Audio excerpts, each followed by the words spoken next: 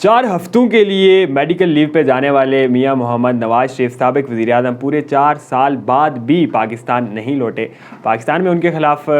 مختلف نوعیت کے مقدمات ہیں، لیکن اب یہ سمجھا جا رہا تھا کہ ان کے بھائی کی حکومت کے دوران وہ پاکستان واپس لوٹ کر ان مقدمات کا سامنا کریں گے اور پاکستانی آئین اور قوانین کے مطابق جو ہے وہ عدالتوں کے سامنے خود کو پیش کریں گے۔ لیکن پھر نواز شریف کے بھائی میاں محمد شہباز شریف کی مخلوط پی ڈی ایم حکومت کا خاتمہ ہوا اور اس کے بعد ایک نئی تاریخ آئی کہ اب نواز شریف جو ہے وہ سپٹمبر میں واپس پاکستان لوٹ کر نہ کہ صرف عدالتوں اور پاکستانی قانون کا سامنا کریں گے بلکہ آئندہ آنے والے عام انتخابات کی بھی تیاری کریں گے اور بھرپور طریقے سے کیمپین کے ذریعے اپنی کھوئی ہوئی مقبولیت کو ووٹرز میں دوبارہ تلاش کرنے کی کوشش کریں گے۔ لیکن آج ایک بڑی ہی سنسنی خیز اور اسپیشلی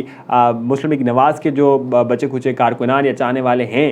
ان کے لیے ایک بڑی مایوس کن خبر یہ ہے کہ نواز شریف نے یہ فیصلہ کیا ہے کہ وہ پاکستان فی الوقت نہیں لوٹنے والے۔ اس ویڈیو میں کچھ تفصیلات اس متعلق آپ کے سامنے رکھیں گے اور بات کریں گے پی ٹی ایم کے حوالے سے۔ پی ٹی ایم پہ ریاست کا کریک ڈاؤن دوبارہ سے شروع ہو چکا ہے۔ اس کے علاوہ کچھ بات کریں گے عمران خان کے حوالے سے اور سپریم کورٹ کے اس آرڈر کے بارے میں جس کے تحت عمران خان کی جیل میں گزارے جانے والے دنوں کے بارے میں ایک حکم نامہ جاری کیا گیا ہے۔ اس تمام تر کی تفصیلات آپ کے سامنے رکھیں گے۔ ناظرین کرام، سب سے پہلے آپ کو آگاہ کرتے چلیں کہ مسلم لیگ نواز جو کہ حال ہی میں اقتدار سے علیحدہ ہوئی ہے اور جو موجودہ نگران حکومت ہے، اس حکومت میں وزراء کی اور نگران کابینہ کی ایک بڑی تعداد جو ہے وہ ظاہر ہے مسلم لیگ نواز کے ہم خیال لوگوں کی ہے، پی ڈی ایم کے ہم خیال لوگوں کی ہے، لیکن اس کے باوجود عدالتوں کو ایک بھرپور طریقے سے پریشرائز کیا جا رہا ہے۔ کچھ گندے ٹرینڈز ٹویٹر پر چلائے جا رہے ہیں اور ان ٹرینڈز کی سرپرستی باقاعدہ طور پر مریم نواز خود کرتی ہیں۔ ان ٹرینڈز کو اپنے ٹویٹر اکاؤنٹ سے ماضی کے ساتھ ایکس اکاؤنٹ سے جو ری ایکس کرتی ہیں، ری پوسٹ کرتی ہیں اور ایک بڑا ہی پلانڈ بیانیہ بنانے کی کوشش کی جاتی ہے عدالتوں کے خلاف۔ اسی طرح کے کچھ آج بھی ٹرینڈ چل رہے ہیں جن میں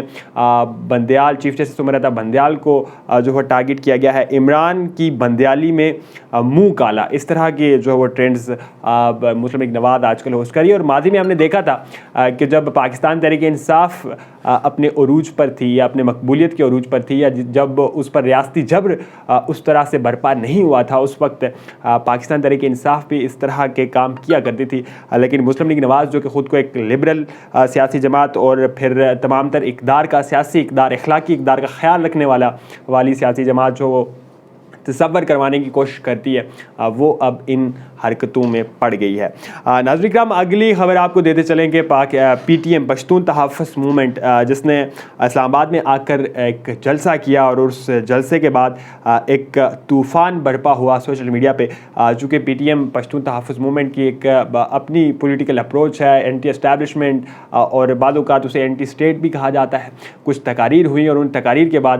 جب سوشل میڈیا پہ ایک بھرپور مہم چلی تو اس مہم کے بعد ریاست کو یہ فیل ہوا کہ اب دوبارہ سے ہم نے 9 مئی کے بعد جس طرح سے تمام تر معاملات کو جھگڑا تھا، جس طرح سے ہم نے تمام تر چیزیں کنٹرول کی تھی، وہ کہیں پھر سے جو ہے وہ ہاتھ سے نہ نکل جائیں۔ سو فیصلہ کیا گیا پی ٹی ایم پہ کریک ڈاؤن کرنے کا۔ سب سے پہلے شیریں مداری کی بیٹی ایمان مداری کو گرفتار کیا گیا جو کہ پی ٹی ایم کی ایک ایکٹیو کارکن ہے اور اس کے علاوہ خود کو وہ انسانی حقوق کی وکیل اور کارکن کے طور پر جو پیش کرتی ہیں۔ اس کے بعد علی وزیر کو گرفتار کیا گیا۔ اب پی ٹی ایم کے جو انتہائی سرکردہ لیڈر ہیں منظور پشتین، ان کی گرفتاری کی باری ہے، لیکن اس گرفتاری سے قبل ایک بڑا ہی جو ہے مخصوص قسم کا بڑا ہی جابرانہ آئین کا آرٹیکل لگایا گیا ہے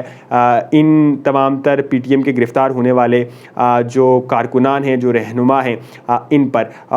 505 آرٹیکل 505 کے تحت ان پر مقدمات درج کیے گئے ہیں اور دفعہ 505 آئین کا یہ کہتا ہے کہ ریاستی اداروں کے خلاف ہرزہ سرائی کی سزا 7 سال قید ہے اور یہ 505 سیکرٹ ایکٹ میں بھی شامل ہے اور اس طرح کے ایکٹ،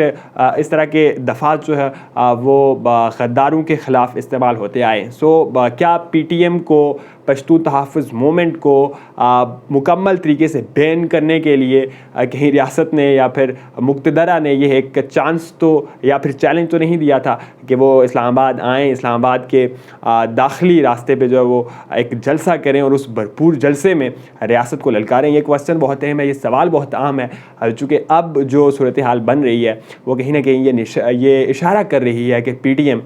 پاکستان تحریک انصاف تو بین ہوتی ہے یا نہیں ہوتی، لیکن مستقبل میں ایک مرتبہ پھر سے پی ٹی ایم جو ہے وہ ضرور بین ہو سکتی ہے۔ ناظرین کرام، آخر میں آپ کو بتاتے چلیں کہ آج الیکشن کمیشن آف پاکستان میں ملاقاتوں کا دورہ تھا۔ پاکستان تحریک انصاف کے اراکین الیکشن پہ جو مشاورت کرنے کے لیے چیف الیکشن کمشنر کے پاس تشریف لائے تھے، اور وہ کچھ الیکشن کمیشن کے ممبران کے ساتھ جو وہ ان کی بیٹھک ہوئی۔ اس بیٹھک کے بعد ایک اور اہم نوعیت کی بیٹھک ہوئی، وہ بیٹھک تھی امریکی سفیر کے ساتھ۔ امریکی سفیر جو ہے وہ چیف الیکشن کمشنر کے ساتھ ملنے کے لیے ای سی پی آئے، وہ ملاقات ہوئی، اور اس ملاقات کے بعد ایک اعلامیہ جاری کیا گیا جس کے تحت یہ کہا گیا کہ امریکہ یہ چاہتا ہے کہ پاکستان میں صاف و شفاف انتخابات ہونے چاہیے، اور اس صاف و شفاف جمہوری طریقے کے تحت جو لیڈرشپ آئے اسے قبول کیا جانا چاہیے۔ ایک طرف امریکی سفیر کی چیف الیکشن کمشنر کے ساتھ ملاقات ہے، اور دوسری طرف صدر عارف علوی کا وہ خط ہے جس میں وہ چیف الیکشن کمشنر کو، الیکشن کمیشن آف پاکستان کو یہ کہہ رہے ہیں کہ وہ آئیں اور ان سے مشاورت کریں، لیکن اس مشاورت کے لیے عام انتخابات کے متعلقہ اس مشاورت کے لیے چیف الیکشن کمشنر اور الیکشن کمیشن آف پاکستان تیار نہیں ہے۔ سو یہ تمام تو صورتحال ایک نئی بحرانی کیفیت اختیار کر رہی ہے جو مستقبل میں چل کر عام انتخابات نہ ہونے کی ایک بہت بڑی وجہ ثابت ہو سکتی ہے۔